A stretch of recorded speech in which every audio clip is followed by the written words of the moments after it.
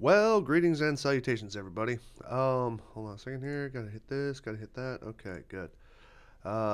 Hopefully everybody can hear me. If you can throw some ones in the live chat just so I can see it.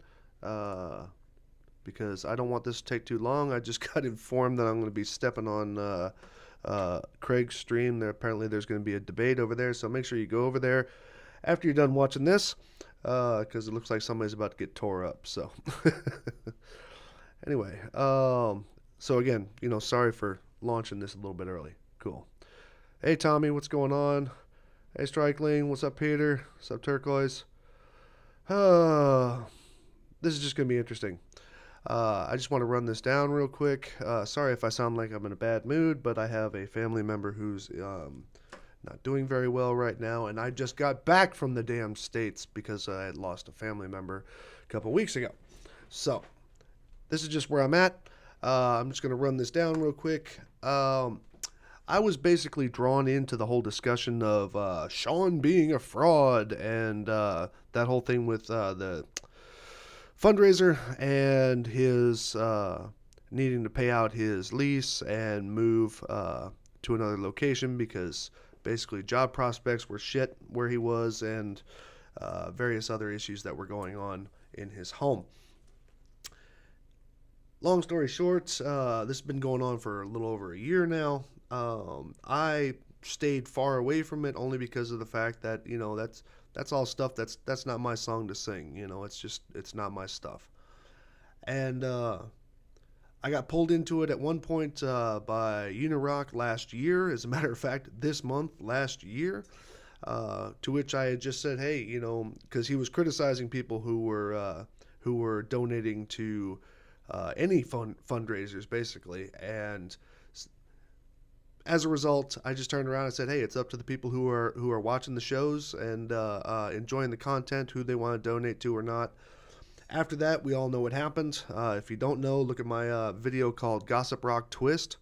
It's basically Uni's fallout, his demonstration that it doesn't matter who it is. If you disagree with him or even don't even just fall in line with his narrative, he will do everything he can to try and destroy you and lie about you. There is actual proof of him doing that. I'm not making that as just as a comment. I actually have the live stream where he went live and was lying about me and what I said. Nevertheless, that was our first engagement. And then I left that alone. I stayed far away from that stuff because, like I said, it's not a situation that I'm even remotely involved in. So here we are right now. Sean had back in 2019, late 2019, Sean had a fundraiser, and that fundraiser was to accumulate money so that he could move out of his apartment by paying off his lease and then move elsewhere. Now, the first thing that Uni likes to say is that Sean's claim of needing to buy out his lease is bullshit, and that he comes up with various scenarios and stuff, and some of those scenarios they sound all good and all this. And don't get me wrong, there are a couple of things that he did say that do sound correct. However, those are side stories and analogies.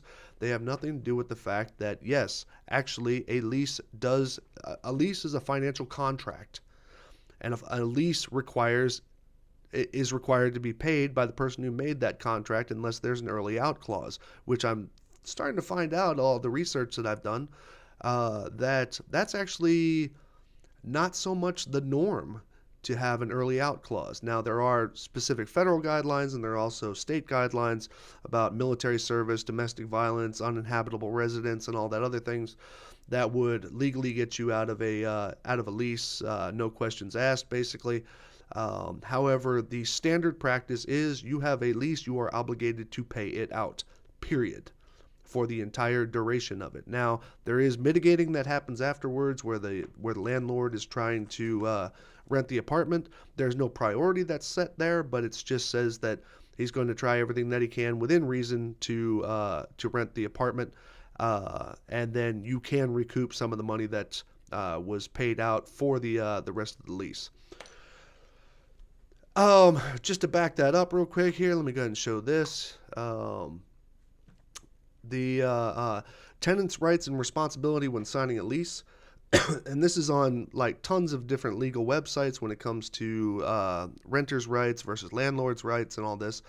And it specifically says a lease obligates both you and your landlord for a set period of time, usually a year.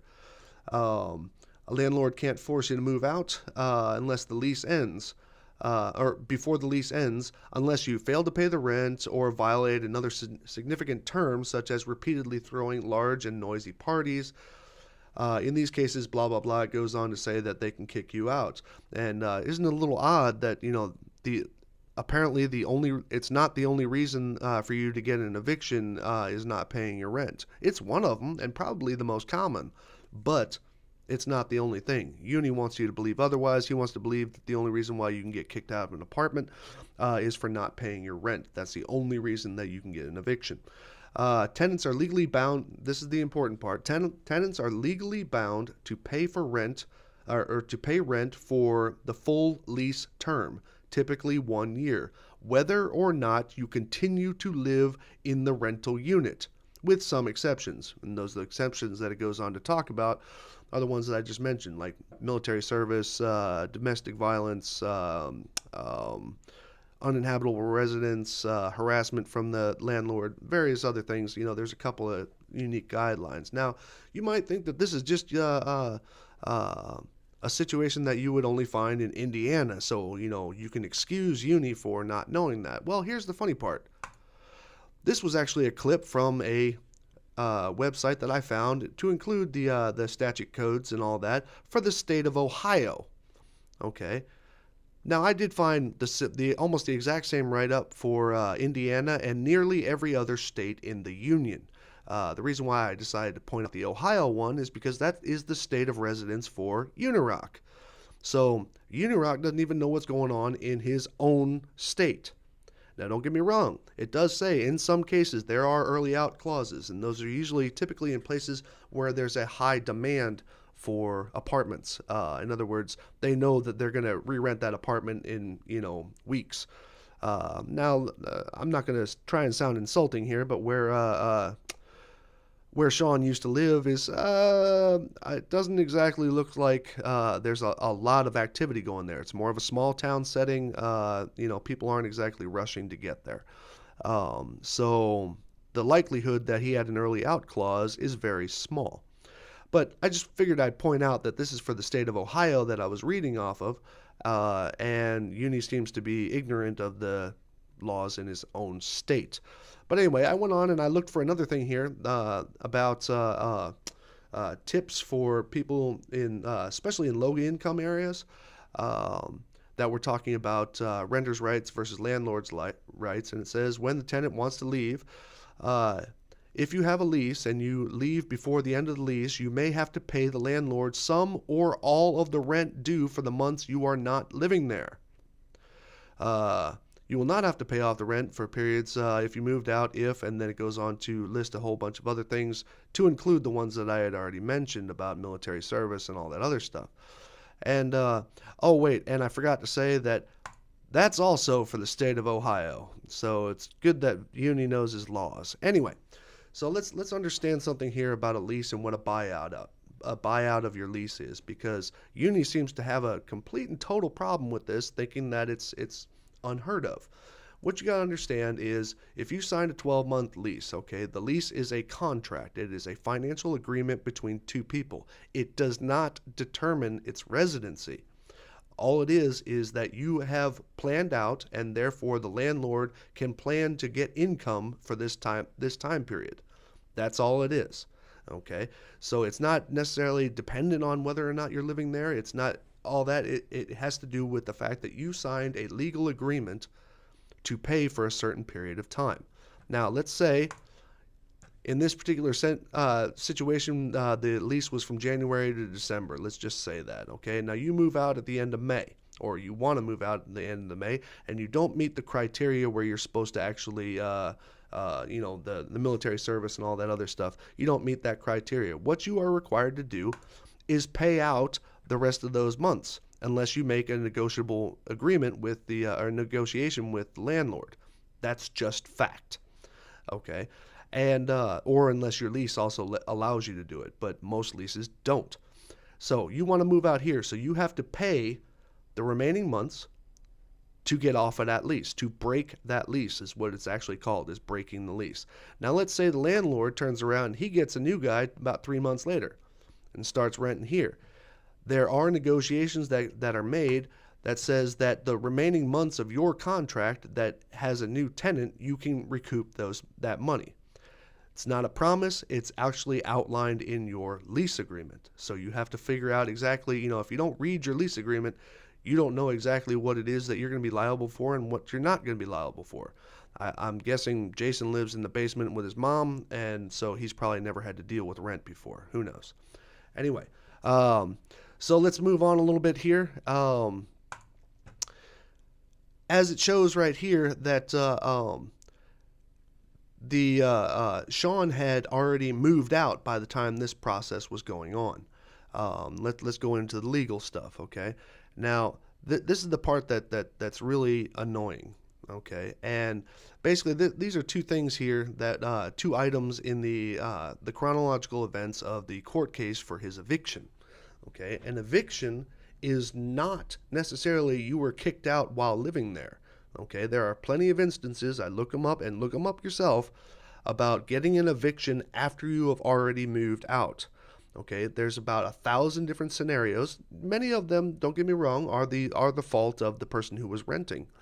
But there are about 1,000 reasons why you can get an eviction after you've already moved out and also legally paid off your thing. And basically what that comes down to is that terminates whatever parts of the lease agreement might have allowed you to come back, or it also, the eviction is the actual charge that is put against you for possible damages to the apartment that might have been found at a later date.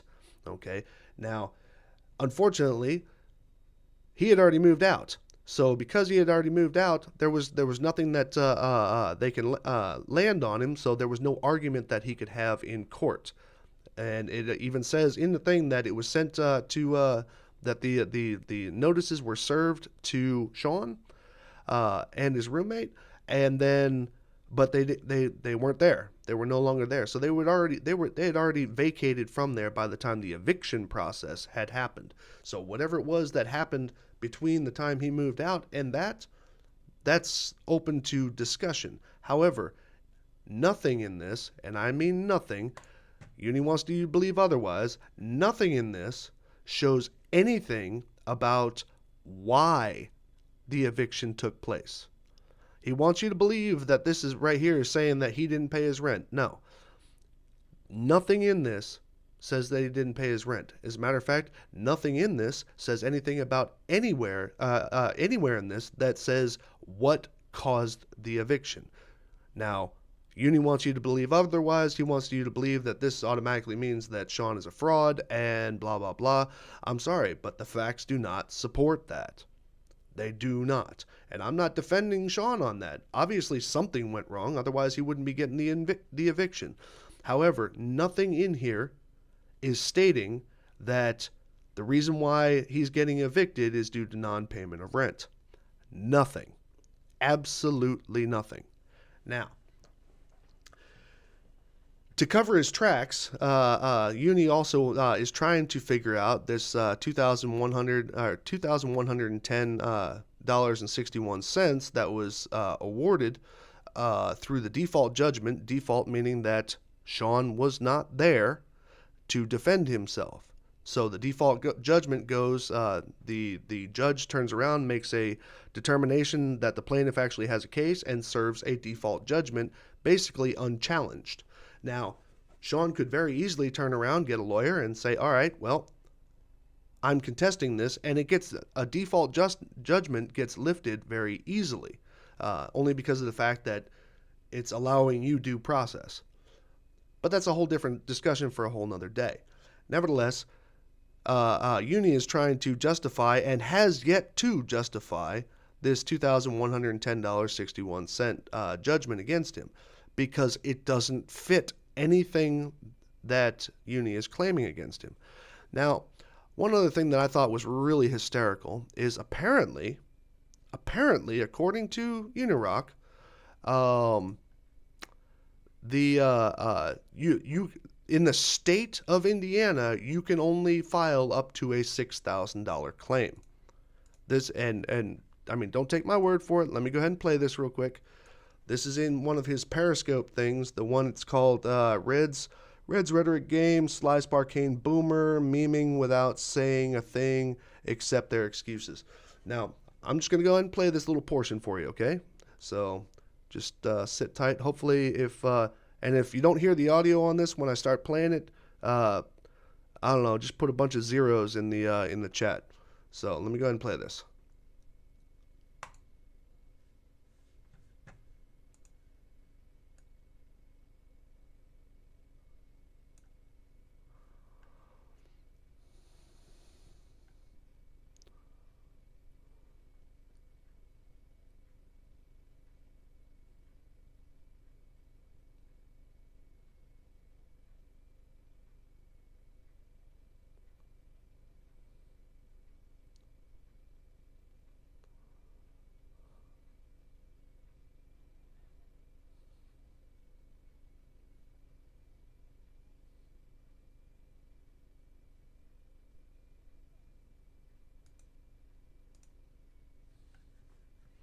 Okay, I'm seeing a bunch of people are saying that they can't hear it. Can other people hear that? Not hear that?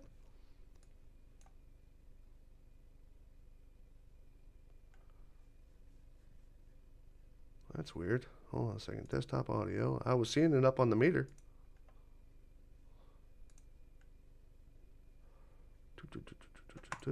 Properties. Speakers. High definition audio, yeah. Oh, was there a delay? Can't hear it. No, okay. Well, you know what? Screw it. I'm not even going to try and figure out the audio because that's going to go in here too long. Look at this particular video, and basically what he's saying, and I actually have it. Hold on a second here. Grabbing this because I was taking notes. Essentially, what Jason had said on that particular thing is, let's see. Sean said that he had to pay. These are Uni's words. Sean said that he had to pay the remainder of the 10 months on his lease. These are Jason's words. According to Indiana state law, a landlord cannot charge more than $6,000. That is his claim. His claim is that you cannot charge more than $6,000. Okay, so yeah, the delay didn't make it through. Sorry about that. Now, that's also a wildly distorted and unsubstantiated claim. Let me tell you why. Okay. And yes, I went looking for this as well.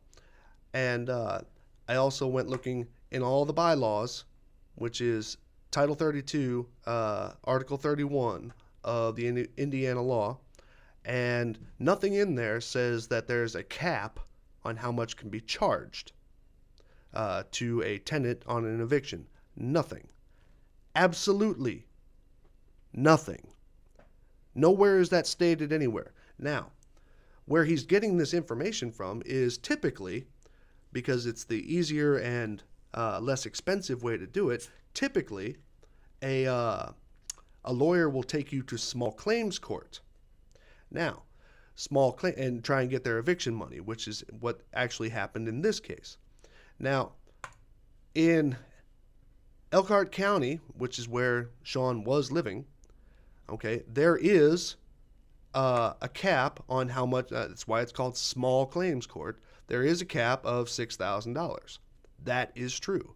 That doesn't mean that you have to take an eviction only to small claims court. It's just the most common, and it's also the least expensive because court fees, lawyer fees, etc., etc., etc. Now, Uni wants you to believe that it's a $6,000 state law that you can't be charged more than that for an eviction.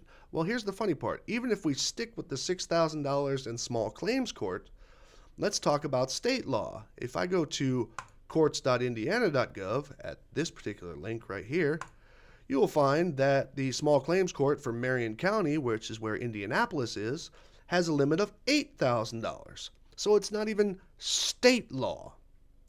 Okay?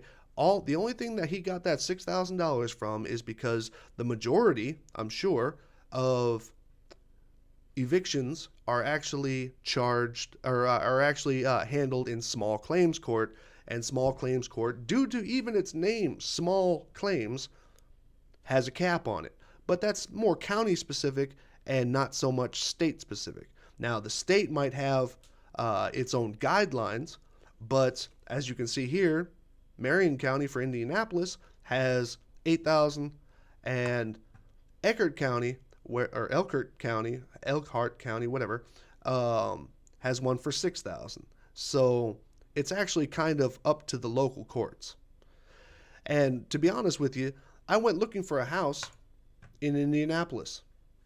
$7,995 a month for this house. Beautiful house, and that's great. Sucks for the landlord though, because according to Uni, he would only ever be able to charge them $6,000 for any kind of lost rent. Make sense yet, Uni? All right then, let's move on. So, let's look at the actual things that were going on when it comes to Sean. Okay, in August of 2019, Sean defined his request for needing 10 months of rent.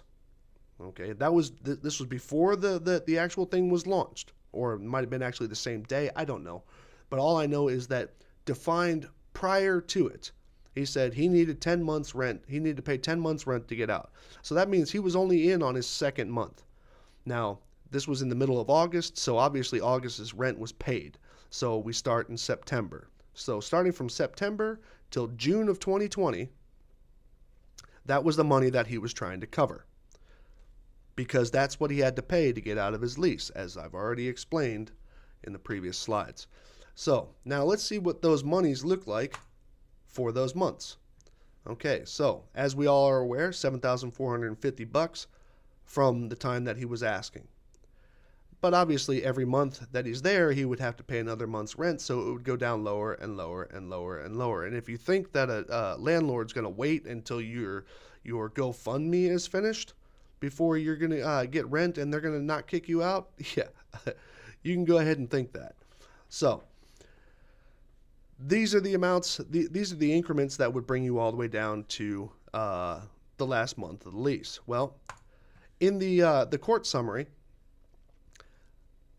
they claimed the process had started for the eviction in December.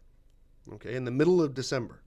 Now there's some things that say 10-day notice. There's some things that say 30 days notice.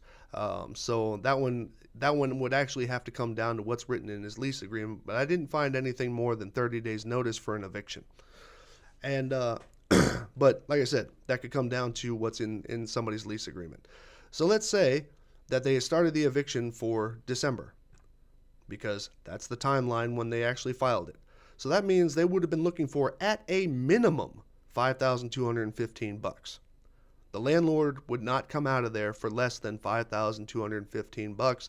That's just fact. Okay, if you think a landlord's going to go cheap, you're wrong. So, but the problem is, the judgment was only for $2,110.61, plus court costs, which was like about $135 or something like that. And so, how is it that you have a landlord that's charging you less than what your rent is? It seems like it was cheaper to get an eviction. You know? I mean, so in order to make those numbers match up, if you had to do the actual math and you had to actually make those numbers match up, the earliest that they could have filed this action would have been in May to get this sum, if you wanted to say, because it's the first time that it doesn't go over what the judgment was. So they would have had to file this in May, which doesn't fit obviously what's being stated in the court summary. They would have had to file this in May, and then, you know, probably about a good $500-600 worth of fees and whatever damages, change the locks, all that other crap. So why is it that that makes sense to anybody? Why is it that that makes sense? If they were filing in December, even with Uni's little $6,000 rule, they would have been going for the full 512.15 plus court costs. So this would have been damn close to $6,000. But that doesn't match, now does it? No. So according to Uni's logic, a $7,450 bill, okay, with a small claims cap of $6,000, yet for some reason, and this is just the math, for some reason, Uni thinks it's logical that EPM, the property managers, were completely happy with $2,110.61. He thought that was cool. He thought that that made sense. And that's what he's selling to all of his followers. Okay? Now, let me just go ahead and wind this up real quick, because like I said, I'm not trying to go on too long about this. With some of the defenses, because I've only been in this argument now, I think 6 days, some of the defenses that were brought to me, because I walked into it unbiased. I was like, all right, you say that Sean's a fraud? Prove it to me. And now, of course, everybody keeps on trying to shift that back to me. Says, no, you need to prove that Sean did what he was supposed to do. Well, I don't recall. Now, I might be wrong on this because, like I said, this is about a year's worth of shit. I don't recall in the opening of that fundraiser that Sean had said that I will be, as part of this agreement, I'm going to show you all of my receipts. Okay? Doesn't mean that it wouldn't be the nice thing to do. But just by the nature of the fact that he successfully was able to move out and successfully move on to his new location during a time where he basically had no money because his job prospects sucked, his money was drying up, etc., etc., etc., obviously it means he did what he said he was going to do. So, I mean, just go along that. But let me go ahead and this whole fight has been happening on Twitter for the last couple of days. Now, I've only got a couple of key excerpts here because I'm not going to go into all the things of, oh, no, you got to prove it. No, you got to prove it. I'm not going to go into all that crap, okay? Because it's silly, it's bickering, and these were the things that I thought were the most interesting. So, this was from Unirock on the 2nd of March. He says, Sly, I don't think it's a high ground situation. I called the landlord. This is Unirock saying this. I called the landlord. The landlord said he didn't pay. I played him telling us what he did with the money. Now, who? Sean or the landlord? You are a hypocrite to say that I am making this a high ground situation, which I never did, when I've never seen you criticize a single thing that they say. Well, I'm here to get your proof, Uni. That was why you wanted me in this, because your words kept on going with, you're plugging your ears, you're plugging your fucking ears, la da da da da. Well, show me your proof. If you got proof, I'm happy to see it. And you know what? I won't need your help to be going to ask Sean some questions. However, if you are saying that you called the landlord, and he wasn't the only one that said this, because Menace to Sobriety and whatever Observer guy, they both claim that there were calls made to the property managers. Well, here's the funny part. What property manager on this planet is going to accept a call from a third party, someone who does not have, excuse my military terminology, a need to know? In other words, they're not a financial institution, they're not a creditor, and they're not somebody legal or government like the bank or the police. Somebody who has no need to know. Are you saying that you called up a company with multiple rental units and they were just cool giving out your one of their tenants' financial information? And before you answer that question in your own mind, call your own up. As a matter of fact, get a buddy of yours to call up your rental agent and try and get your payment information. Try it. And tell me if that holds water, because it doesn't. Okay, because they are bound by specific rules. There are actually privacy laws against that, both at the state and federal level. So don't even try and sell this shit to me that there was calls that were made to the landlord. They just weren't. And if they were, the best you would have gotten is he doesn't live here or he lived here. That's about all you're going to get. Okay, now this other guy here who claimed to have studied business school and done accounting professionally, he says there is nothing in the law that prevents a business from telling anyone they like if one of their customers owes them money and has stopped paying. A business has the full right to disclose that information. No, they do not. At all. They have that right to, actually, they're actually guided to disclose it to, like I said, banks, the government, the IRS, any number of places like that. People who actually have a vested interest to know or a right to know. However, any idiot calling them up is not going to get that information, and I would have words to find out of any place that actually says that they do, because that is against the law. Pretty damn simple. So, anyway, moving on. Let's see. Sean didn't get sued for not paying. Sean didn't get sued for not paying out his lease. He got sued for back rent, given the dates. Interesting. Given what dates? What do you call it? He needed 10 months worth. He needed 10 months worth in late summer. I guess he's calling August late summer. Okay. Had he paid that, he would have also paid the back rent. So he's claiming that this wasn't about forward rent, this was about back rent, and basically all that is that's somebody who is actually following Unity's narrative that there's no way that there's no logical reason to pay out the lease. It's just, and I was like, back rent, and then he pretty much dropped that subject after that. I asked him, I was like, this wasn't about back rent. Now this one I thought was most interesting because he was the only person who ever said it. And let me make sure I get this nice and big here.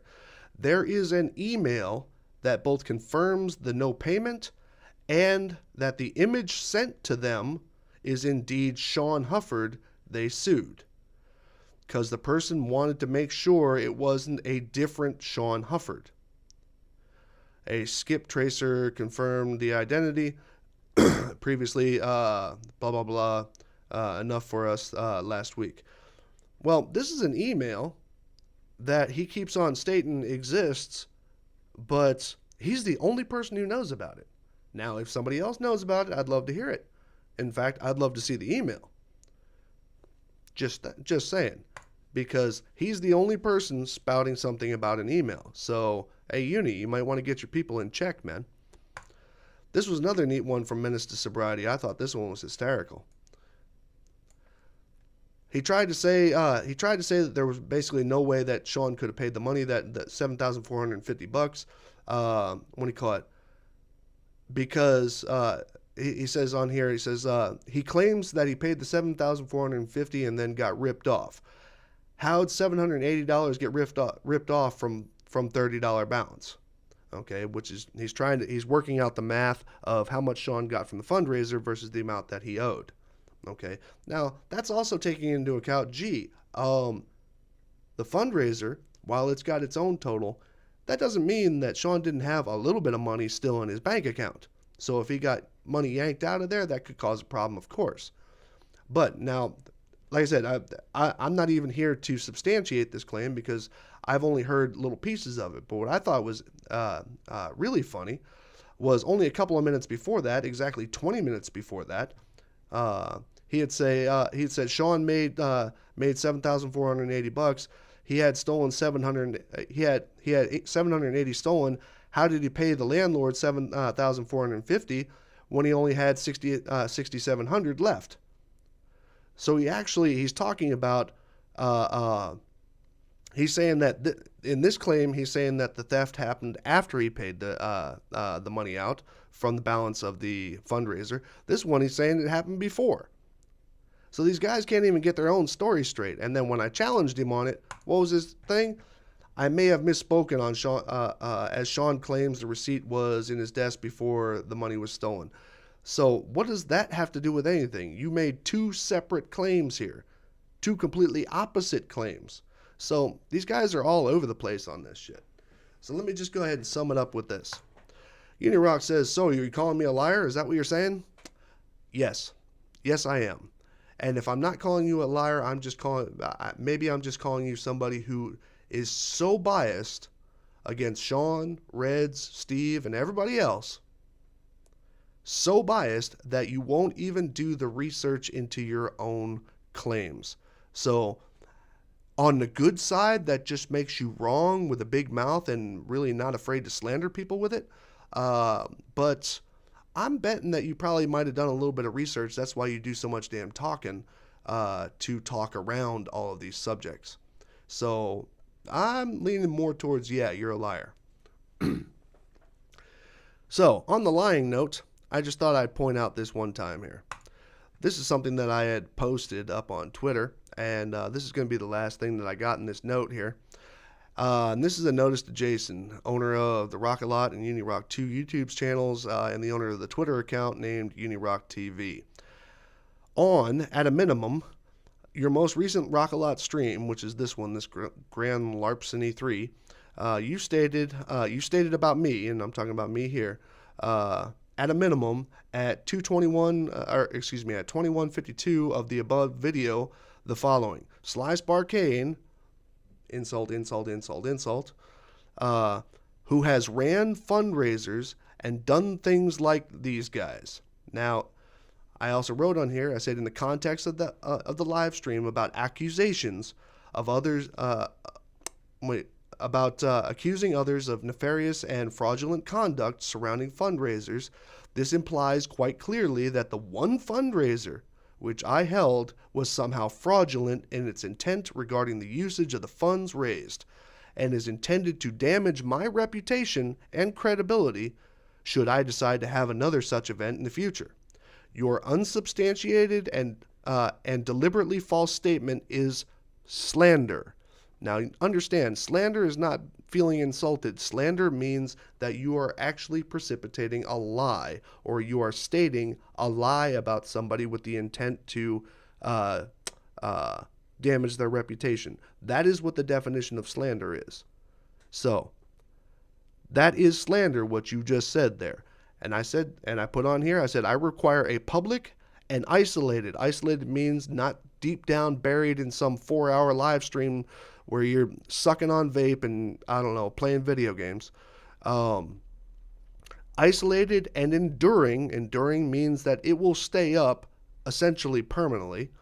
Retraction of that claim.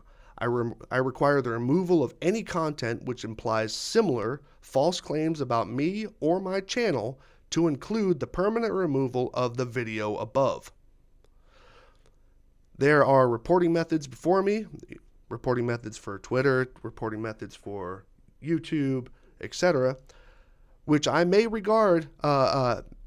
use regarding your associated YouTube content should this retraction not occur. So, just wanted to make sure I closed with that. So, everything that you have said, that I have seen, okay, now you want to turn around and say things like, well, Sean said after you accused him, okay, you can't put the responsibility of providing proof of Sean's responses after you have already accused him without proof. Okay, what's that wonderful thing? That which can be asserted without evidence can be dismissed without evidence? Sorry, bud, but until that time comes that you actually can prove that Sean did wrong with his money, with something factual, something that we can all see, not just your opinions, which I have already just displayed to you in this video, none of your opinions stack up to what the actual laws and the actual processes state. Hell, you couldn't even read 2 documents right, because those documents do not say what you say they say. All they say is that there was an eviction that was processed and a default judgment was given. They don't say the whys, they don't say the what fors. All they say is that's it. So, ladies and gents, unfortunately, I'm not going to be able to do the boom here at the end, so let's go ahead and just kind of wind this up a little bit. I've already taken way too much time. I've sorry to Fight the Flat Earth if I pulled any of your viewers. Who knows? Anyway, oh, hey, what's up, Chesh? Nice of you to show up. But anyway, I just figured I'd lay all this out, and I look forward to Uni's retraction of his statements about me. And I really hope he goes through with that because, you know, he worked really hard to get those subscribers, and it would really kind of suck if something happened to one of his channels. Ladies and gents, I hope you guys have a great evening. Just remember the boom.